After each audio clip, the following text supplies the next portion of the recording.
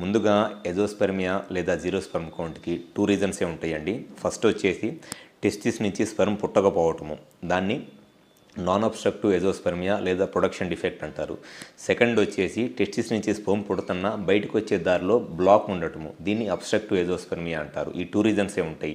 Either testis నుంచి sperm పుట్టకపోవటము లేదా బయటకు వచ్చే దారిలో బ్లాక్ ఉండటము.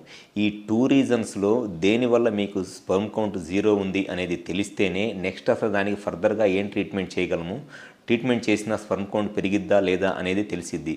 అండ్ సెకండ్ వచ్చేసి టెస్టిస్లో స్పెర్మ్ పుడుతుంది కానీ బయటకు వచ్చే దారిలో బ్లాక్ ఉందనుకోండి, ఆ బయటకు వచ్చే దారిలో బ్లాక్ ఉండటానికి రీజన్ ఏంటి అనేది కూడా తెలుసుకోవాలి. జనరల్గా బయటకు వచ్చే దారిలో స్పెర్మ్ అడ్డు ఉండటానికి ఒక రీజన్ వచ్చేసి టెస్టిస్ పైన ఎపిడెడిమిస్ అని ఉంటుంది. ఈ ఎపిడెడిమిస్ లెవెల్లో ఇన్ఫెక్షన్స్ కనుక ఏదైనా వస్తే అక్కడున్న ఎపిడెడిమిస్ బ్లాక్ అయిపోయి స్పెర్మ్ బయటికి రాదనమాట. అది మనకి క్లినికల్ ఎగ్జామినేషన్ చేస్తే అర్థమైపోయింది. టెస్టిస్ పైన ఎపిడెడిమిస్ అనేది హార్డ్గా ఉందా, సాఫ్ట్గా ఉందా, ఎట్లా ఉందనేది తెలిసిపోయింది. ఇది ఫస్ట్ రీజన్, టెస్టిస్ నుంచి స్పెర్మ్ బయటకు వచ్చే దారిలో బ్లాక్ ఉండటానికి ఎపిడెడిమల్ బ్లాక్ అనేది. సెకండ్ రీజన్ వచ్చేసి కొంతమందికి ఈ బయటకు వచ్చే వ్యాస్ అంటారు, ఈ వ్యాస్ అనేది బై బర్త్ ఉండదన్నమాట. అది సెకండ్ రీజన్. కొంతమందికి వ్యాస్ ఉంటుంది కానీ ఆ వ్యాస్ కూడా ఈ ట్యూబర్క్లోసిస్ కానీ ఇట్లాంటి ఇన్ఫెక్షన్స్ ఏదైనా వచ్చినప్పుడు ఈ వ్యాస్ అనేది కంప్లీట్గా బ్లాక్ అయిపోయింది.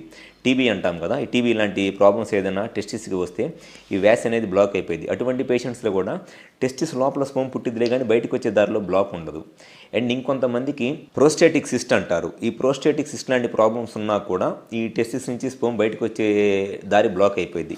ఈ 4 రీజన్స్ మెయిన్గా ఉంటాయి బయటకు వచ్చే దారిలో బ్లాక్ ఉండటానికి.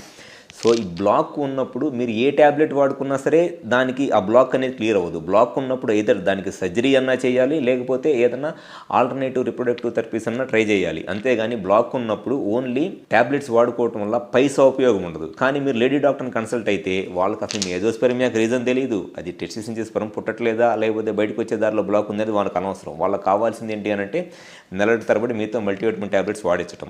సో మీకు ఎప్పుడైతే ఆ బ్లాక్ ఉందా లేదా టెస్టిస్ నుంచి స్పెర్మ్ పుట్టట్లేదా అనేది తెలుసుకోకుండా మీరు ట్యాబ్లెట్స్ వాడుకుంటున్నారో మీ టైం అండ్ మనీ వేస్ట్ అయిపోతూ ఉంటాయి. ఈ టైం అండ్ మనీ వేస్ట్ అయ్యే ప్రాసెస్లో మీ ఏజ్ పెరిగిపోతూ ఉంటుంది. మీ ఏజ్ అంతా పెరిగిపోయిన తర్వాత మీరు ఒక ఆండ్రాలజిస్ట్ని కన్సల్ట్ అయ్యి మీకు ఫలానా రీజన్ వల్ల మీకు ఈ ప్రాబ్లం ఉంది అని చెప్పి ఐడెంటిఫై చేసిన ఏజ్ అయిపోయిన తర్వాత కొన్నిసార్లు ఏ ట్రీట్మెంట్ చేసినా కూడా ఉపయోగం ఉండదు. ఈ జీరో స్పెర్మ్ కౌంట్ ఉండి లేకపోతే స్పెర్మ్ కౌంట్లో ఏదైనా ప్రాబ్లం ఉండి పిల్లలు లేక బాధపడుతున్న దంపతులు ఉన్నారు, ముఖ్యంగా మగవాళ్ళు, ఒక ఆండ్రాలజిస్ట్ని కన్సల్ట్ అవ్వండి, మీకు మ్యాక్సిమం బెనిఫిట్ జరిగిద్ది. Thank you.